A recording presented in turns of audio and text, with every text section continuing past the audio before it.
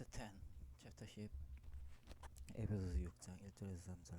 자녀들아, 주 안에서 너희 부모에게 순종하라. 이것이 옳으니라.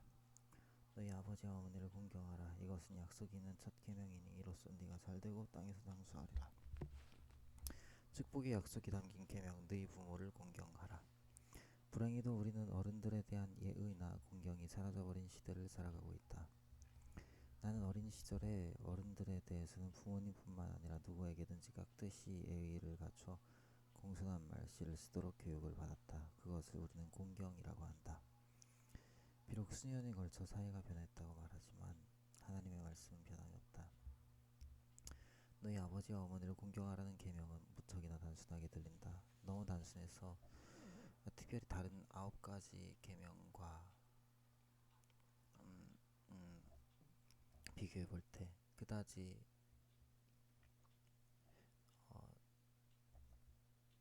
중요하게 여기지도 않는다.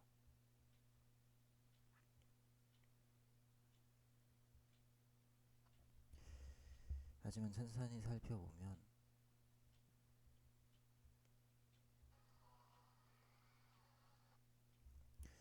그것이 우리의 모든 삶에 얼마나 중요한 부분인가를 알게 될 것이다.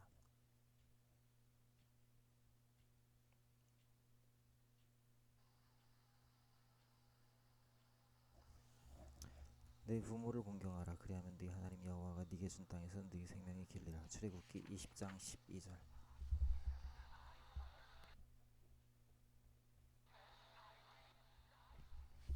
한 젊은 관리가 예수께 와서 물었다. 내가 무슨 선한 일을 해야 영생을 얻을 수 있습니까? 마태복음 19장 16절. 그러자 예수님은 십계명을 잘 지키라고 말씀하셨다. 마태복음 19장 17절에서 19절. 예수께서 이르시되 어찌하여 선한 일을 내게 묻느냐? 선한 이는 오직 한 분이시니라. 너희가 생명에 들어가려면 계명들을 지키라. 이르되 어느 계명이 오니까? 예수께서 이르시되 살인하지 말라, 간음하지 말라, 도둑질하지 말라, 거짓 증언하지 말라, 너희 부모를 공경하라, 너희 이웃을 네 자신과 같이 사랑하라 하신 것이니라. 다시 한번 말하지만 우리는 지금 구원받으려면 율법을 잘 지켜야 한다는 것을 이야기하는 것이 아니다. 우리는 모두 행위가 아니라 은혜로 구원받았다는 사실을 잘 알고 있다. 에베소서 2장 8절에서 9절 3절. 그러나 일단 우리가 구원을 받았으면 축복을 누리기 위해 굳이 천국에 갈 때까지 기다릴 필요는 없다. 에베소서 6장 1절에서 3절. 자녀들아, 주 안에서 너희 부모에게 순종하라. 이것이 옳으니라. 너희 아버지와 어머니를 공경하라. 이것은 약속이 있는 첫 계명이니 이로써 네가 잘되고 땅에서 장수하리라. 우리가 여기서 가장 먼저 살펴보아야 할 사항은 1절 내용이다. 자녀들아, 주 안에서 너희 부모에게 순종하라. 하나님은 자녀들로 하여금 하나님의 길로 인도해 주시는 자신의 부모님을 공경해야 한다고 명령하신다. 만일 부모님이 자식에게 정당하지 못한 일을 시킨다면 하나님의 명령이 적용되지 않을 것은 분명한 사실이다.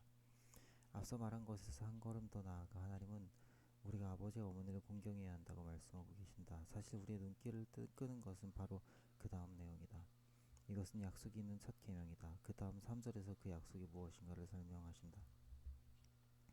첫째, 우리가 잘 살아갈 수 있다는 것이다. 하나님은 우리가 하나님의 교훈을 따라 우리가 부모님께 순종하고 부모님을 공경하면 우리의 삶이 형통할 것이라고 가르쳐주고 계신다.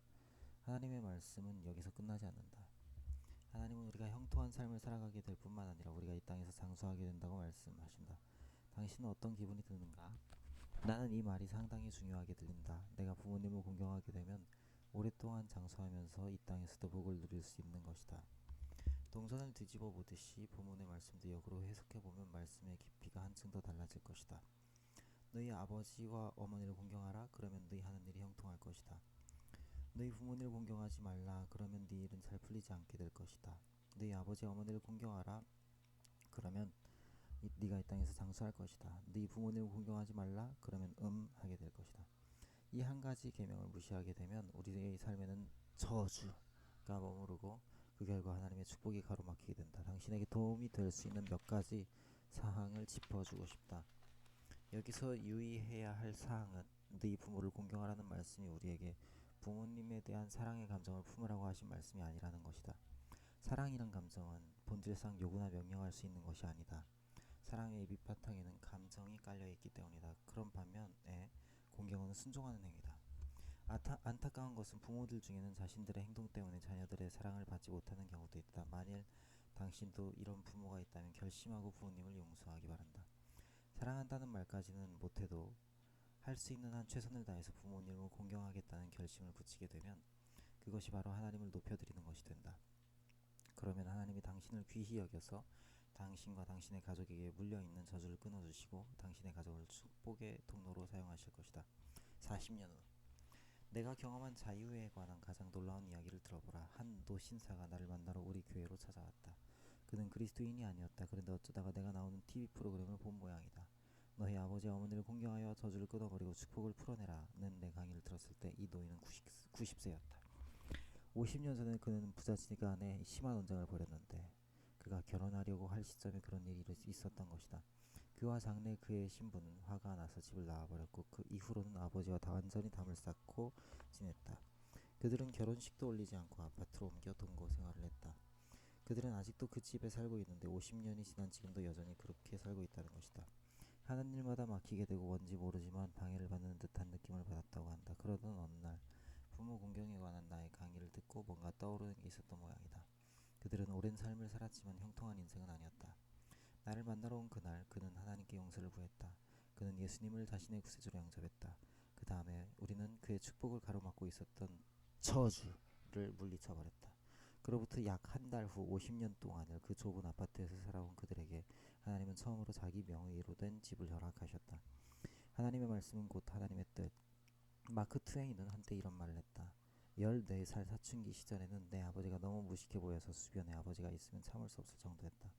그러나 내가 21살이 되자 나는 아버지가 얼마나 유식한 분인가를 알고 깜짝 놀랐다. 젊은 시절에는 누구나 다 이런 경험을 한다. 그러나 성인이 된 사람이라 해도 나이를 불문하고 우리는 네 아버지 어머니를 공경하라는 말씀으로 하나님의 말씀으로 깨우침을 받을 필요가 있다. 구약에 나오는 마지막 구절에 귀 기울여보자. 그가 아버지의 마음을 자녀에게로 돌이키게 하고 자녀들의 마음을 그들의 아버지에게로 돌이키게 하리라. 돌이키지 아니하면 두렵건대 내가 와서 저주로 그 땅을 칠까 하노라 하시니라. 말라기 4장 6절.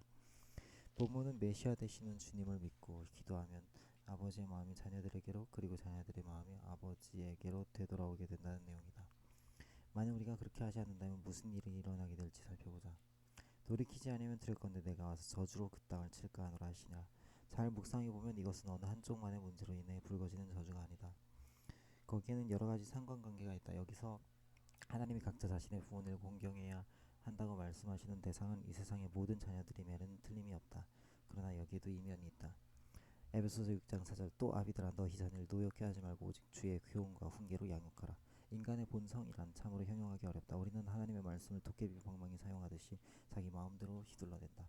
우리는 말씀을 읽어가다가 마음에 와닿은 것만 콕 집어낸다. 맞아, 자식들이라면 성경이 말하는 바를 귀담아 들어야 하지. 나는 부모니까 너희는 내게 순종해야 돼. 그 말이 틀린 말은 아니지만 위에 4절 말씀은 못 본 듯이 은근슬쩍 건너뛴다.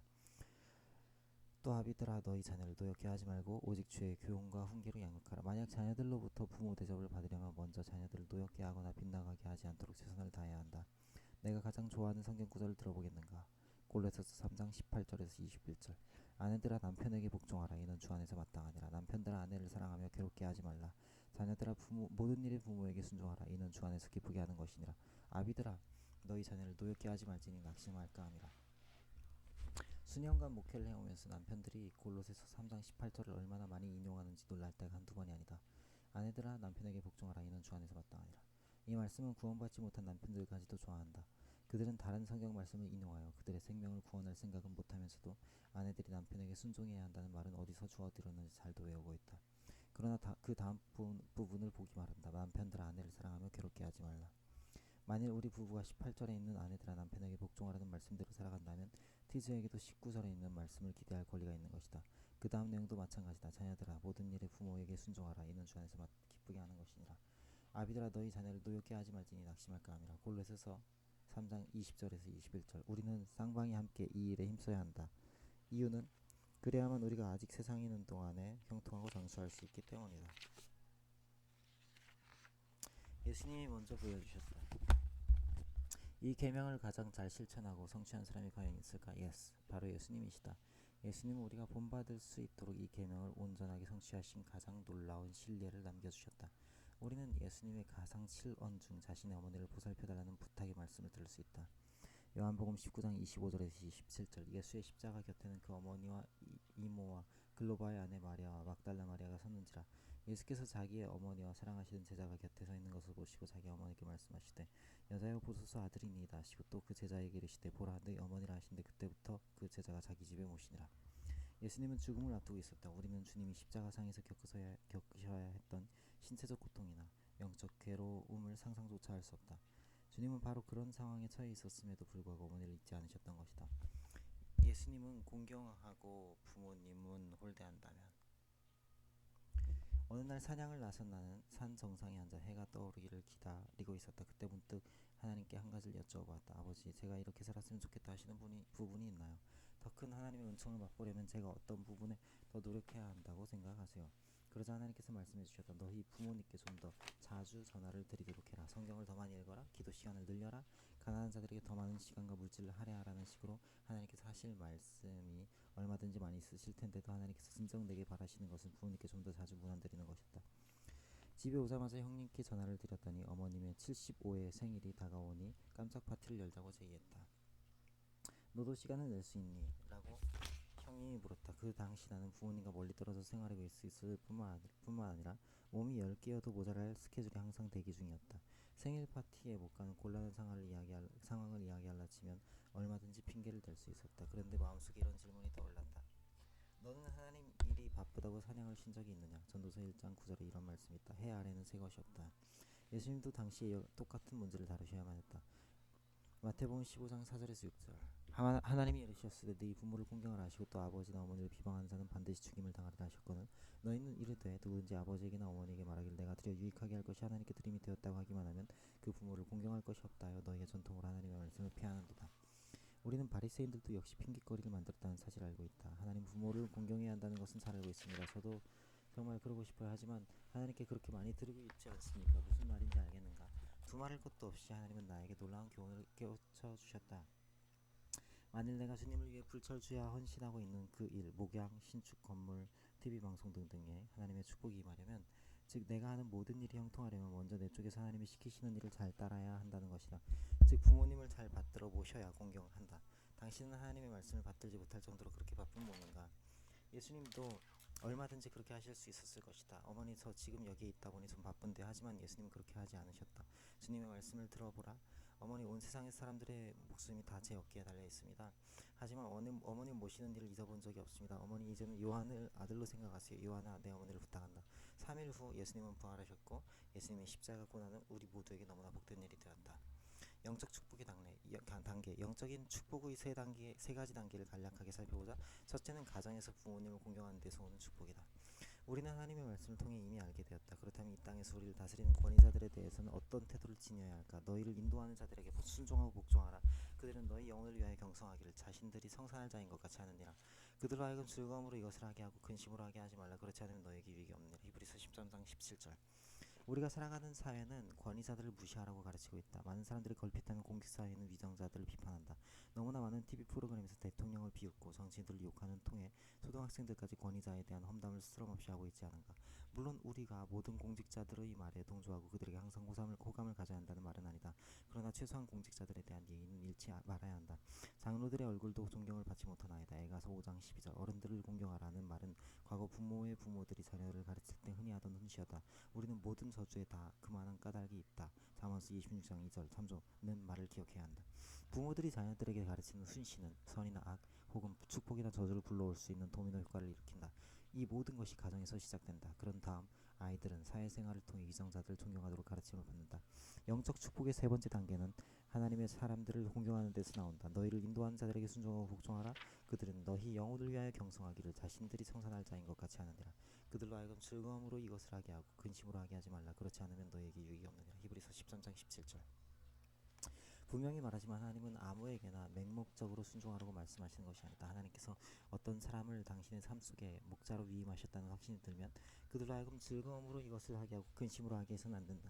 난 완전히 탈진 상태에 빠진 목회자들을 수없이 만나봤다. 마귀 때문이 아니다. 목회자를 도와서 교회를 세워나가도록 세움을 받은 자들이 도리어 목회자를 무너뜨리고 있다. 기억하라. 뿌린 대로 거두게 될 것이다. 목회자를 무너뜨리고 있다. 기억하라. 뿌린 대로 거두게 될 것이다. 스스로 속이지 말라. 하나님은 업신여김을 받지 아니하시나니 사람이 무엇으로 심든지 그대로 거두리라. 갈라디아서 6장 7절. 만일 우리가 대접받기를 원한다면 우리도 그 대접해 주어야 한다. 씨는 그 종류대로 열매를 맺게 되어 있다. 강력한 능력의 말씀을 한 구절 더 살펴보자. 누가복음 1장 17절. 그가 또 엘리야의 심령과 능력으로 주 앞에 먼저 와서 아버지의 마음을 자식에게 거스른 자를 의인의 쓸기에 돌아오게 하고 주를 위하여 세운 백성을 준비하리라. 천사는 세례 요한의 아버지 사가랴에게 나타나 말라기에 나오는 예언을 들려주었다. 그가 아버지의 마음을 자녀에게로 돌이키게 하고 자녀들의 마음을 그들의 아버지에게로 돌이키게 하리라. 말라기 4장 6절. 하나님의 자녀인 우리가 하나님의 계명을 준행하기로 작정하면 우리는 주를 위하여 세운 백성을 준비하리라는 하나님의 언약을 우리 삶 속으로 이끌어낼 수 있다. 재림하실 때 주님이 약속하신 대로 영광스러운 교회를 데리러 오실 터인데, 주님이 보시는 영광스러운 교회는 하나님의 모든 약속을 말씀 그대로 실천하고 있는 교회다. 그 모든 약속에는 네 아버지 어머니를 공경하라, 그러면 네 하는 일이 형통할 것이다라는 약속도 포함되어 있음을 기억해야 한다. 나는 태평양 연안에 접해있는 한 교회에서 축복을 가로막는 10가지 저주란 제목으로 세미나를 인도한 적이 있었다. 약 한 달 후에 그 교회 목사님이 전화를 해서 집회 때 참석했던 한 여성도에 대한 이야기를 들려줬다. 너희 아버지 어머니를 공경하라는 강의를 들은 후 그녀는 다음날 그녀의 아버지에게 전화했다. 그 부녀는 10년 동안 말 한마디 없이 연락을 끊고 지냈다고 한다. 한 번의 전화통화로 그녀는 아버지가 돌아가시기 전에 단절된 관계를 바로잡고 이제는 그녀의 삶에 절실히 필요했던 아버지의 사랑을 받아들일 수 있게 되었다는 것이다. 덧붙여 그녀는 막대한 유산을 받게 되었는데 그녀가 아버지를 공경하지 않았더라면 이런 놀라운 축복을 받을 수 있었겠는가. 난 지금 만사가 다 형통할 수 있도록 하나님께서 당신의 삶에 부어주시려고 대기하고 계신 축복이 무엇인지 참으로 궁금하다. 자녀들에게 어른들을 공경하고 잘 섬기도록 가르치라. 저주를 끊어버리고 축복을 풀어내자. 당신도 분명히 누군가의 자녀일 것이다. 그렇다면 나이가 몇 살이든 상관없이 당신은 아버지 어머니를 공경하고 있는가? 혹 당신의 부모 입장이라면서 자녀들을 노엽게 한 적은 없었는가? 마태복음 5장 9절에서 하신 주님의 말씀을 기억하라. 화평하게 하는 자는 복이 있다. 기도 제목 적혀있고 끝맺는 말로 넘어간다. 주님은 우리를 너무나 사랑하셔서 우리의 삶의 모든 영역에 복을 내어 주시려고 이 땅에 오셨다. 도둑이 오는 것은 도둑질하고 죽이고 멸망시키려고 러는 것뿐이요, 내가 온 것은 양으로 생명을 얻게 하고 그리고 더 풍성히 얻게 하라는 것이라. 요한복음 10장 10절. 나는 그리고 엔드란 단어가 무척 마음에 든다. 생명을 주시는 것뿐만 아니라 풍성한 삶도 허락하신다. 예수님이 오셔서 보배로운 구속의 피를 흘려주신 것은 당신과 내가 풍성하고도 성공적인 삶을 누리도록 하기 위해서다. 베드로전서 1장 8절은 말할 수 없는 영광스러운 즐거움에 관한 이야기를 담고 있다. 당신은 삶 속에서 말로 표현할 수 없을 정도로 무한한 기쁨을 맛보게 될 것이다. 영광이 넘쳐나는 인생은 이제 당신 몫이다. 하나님의 모든 약속이 실현되는 것을 직접 목도할 뿐만 아니라 누릴 수 있는 방법이 여기 있다. 물질의 축복이 흘러넘쳐서 당신은 풍족한 삶을 누리게 될 것이다. 주라, 그리하면 너에게 줄 것이니 곧 후이되어 누르고 흔들어 넘치도록 하여 너희에게 안겨주리라. 누가복음 6장 38절. 이제는 당신에게 치유의 기회가 왔다. 그가 찔림은 우리의 허물 때문이요 그가 상함은 우리의 죄악 때문이라. 그가 징계를 받음으로 우리는 평화를 누리고 그가 채찍에 맞아 우리는 나음을 받았도다. 이사야 53장 5절. 당신의 가족이 구원받고 하나님을 섬기는 것을 목도하게 될 것이다. 오직 나와 내 집은 여호와를 섬기겠노라. 여호수아 24장 15절. 당신의 온 가족이 다 함께 세례를 받게 될 것이다. 고린도전서 1장 16절 참조. 이제 당신에게 속한 가족의 모든 저주가 다 끊어지게 되었다. 그때 그들이 말하기를 다시는 아버지가 신포도를 먹었으므로 아들들의 이가 시다 하지 아니하겠고 신포도를 먹는 자마다 그의 이가 신 것 같이 누구나 자기의 죄악으로 말미암아 죽으리라. 여호와의 말씀이니라. 보라, 날이 이르리니 내가 이스라엘 집과 유다 집에 새 언약을 맺으리라. 이 언약은 내가 그들의 조상들의 손을 잡고 애굽 땅에서 인도하여 내던 날에 맺은 것과 같이 아니할 것은 내가 그들의 남편이 되었어도 그들이 내 언약을 깨뜨렸음이라. 여호와의 말씀이니라. 그러나 그날 후에 내가 이스라엘 집과 맺을 언약은 이러하니라. 곧 내가 나의 법을 그들의 속에 두며 그들의 마음에 기록하여 나는 그들의 하나님이 되고 그들은 내 백성이 될 것이라. 여호와의 말씀이니라. 예레미야 31장 29절에서 33절. 예수님이 하나님 아버지께 순종하심으로 온전히 다 지급해 놓으신 축복을 이제 당신이 이끌어내 누릴 때가 되었다. 요한복음 19장 30절에서 예수님이 이렇게 말씀하셨다. 다 이루었다. 예수님이 누구에게 하시는 말씀인가? 주님 우리의 구세주이자 우리의 치유자가 되신다. 예수님은 여호와 이레 우리의 공급자가 되신다. 예수님은 만왕의 왕이요 만군의 주가 되신다. 예수님은 빛나는 새벽별이다. 주님은 진리와 생명으로 인도하는 길이 되신다. 예수님은 당신과 나를 위한 이 모든 것이 되신다. 아니 그것을 훨씬 더 능가한다. 그러나 예수님이 누구신지 간략하게 표현한다면 베드로의 고백보다 더 훌륭하고도 아름다운 고백은 없을 것이다. 마태복음 16장 15절에서 16절 이르시되 너희는 나를 누구라 하느냐. 시몬 베드로가 대답하여 이르되 주는 그리스도시요 살아계신 하나님의 아들이시니이다. 이 구절을 다시 설명하면 예수님은 하나님으로부터 기름 부음 받은 그리스도이십니다. 우리의 모든 짐을 벗기시고 우리의 모든 멍에를 꺾어버리실 것입니다라는 것이다. 그날에 그의 무거운 짐이 너희 어깨에서 떠나고 그의 멍에가 너희 목에서 벗어지되 기름진 까닭의 멍에가 풀어지리라. 이사야 10장 27절 예수님으로 인하여 우리의 죄가 용서받을 뿐만 아니라 모든 저주가 끊어지고 모든 축복이 흘러나오게 될 것이다. 지금 이 시간 당신을 위해 기도하라는 주님의 음성을 느낄 수 있다. 이제 당신 차례다. 기적을 찾아보라. 저주는 끊어지고 축복이 흘러넘칠 것이다. 기도문 적혀있고 맞춰졌다. 축복의 통로 저자 레리 허커, 역자 최예자, 초판일세 2009년 1월 16일. 프리셉트 선교회 발행처가 일부 총판 사단법인 두란노서원 인쇄 예원 프린팅 주소 서울시 동작구 사당 5동 9,500원. 축복의 통로